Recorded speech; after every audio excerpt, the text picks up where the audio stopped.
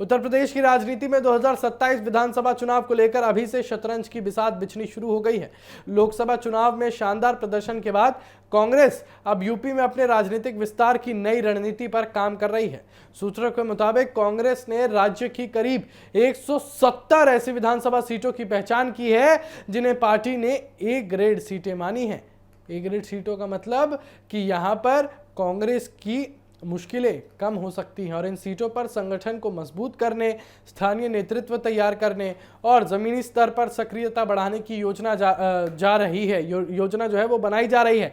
यानी आप ये सोचिए 170 ए ग्रेड सीटें यहां पर कांग्रेस ने निकाली है। यानी एक जो 170 सीटों का आंकड़ा जो निकला है, ये कांग्रेस समझ रही है कि काफी ज्यादा महत्व है इन सीटों का, काफी ज्यादा महत्वपूर्ण ये सीटें हैं और माना जा रहा है कि कांग्रेस इन सीटों पर किसी भी तरह का समझौता करने के मूड में नहीं है। और यही वजह है कि समाजवादी पार्टी के साथ संभावित बंटवारे को लेकर यहां पर नई चर्चा शुरू हो गई है।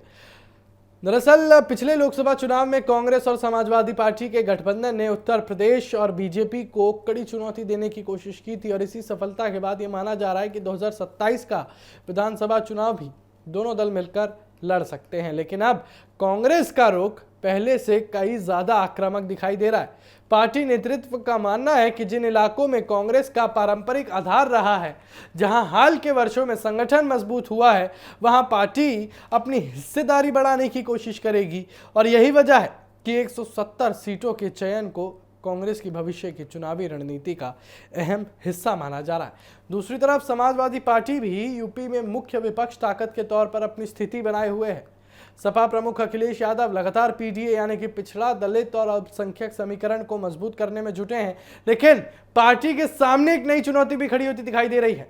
एआईएमआईएम प्रमुख असदुद्दीन ओवैसी और आजाद समाज पार्टी के नेता चंद्रशेखर आजाद की बढ़ती सक्रियता पर सपा लगातार अपनी नजर बनाए हुए है और पार्टी के भीतर ये चिंता भी सामने आ चुकी है कि मुस्लिम और दलित वोट बैंक में किस तरह की सेंध भविष्य में चुनावी समीकरण बदल सकती है। राजनीतिक जानकारों का मानना है कि कांग्रेस की रणनीति सिर्फ सीटों की मांग तक सीमित नहीं, बल्कि ये यूपी में अपनी स्वतंत्र राजनीतिक पहचान मजबूत करने की कोशिश भी है और पार्टी चाहती है कि विधानसभा चुनाव में वो सिर्फ सहयोगी दल की भूमिका में ना रहे, बल्कि एक मजबूत दावेदार के तौर पर सामने आए। और ऐसे में सीट बंटवारे की बातचीत आसान नहीं रहने वाली। कांग्रेस जहां अधिक सीटों की मांग कर सकती है, वहीं समाजवादी पार्टी अपने प्रभाव वाले क्षेत्रों में किसी तरह की कटौती नहीं चाहेगी। फिलहाल चुनाव में अभी समय है, लेकिन सियासी संकेत साफ है। कांग्रेस अपनी ताकत बढ़ाने में जुटी है, समाजवादी पार्टी अपने जनाधार को बचाने की कोशिश कर रही है और दूसरी तरफ बीजेपी सत्ता बरकरार रखने की रणनीति पर काम कर रही है। और ऐसे में आने वाले महीनों में उत्तर प्रदेश की राजनीति में गठबंधन, सीट शेयरिंग और नए समीकरण सबसे बड़ा मुद्दा बनने वाले हैं। सबसे बड़ा सवाल यही रहेगा कि क्या कांग्रेस और सपा 2027 में फिर साथ आएंगे या फिर सीटों की लड़ाई दोनों दलों के रास्तों को अलग कर देगी।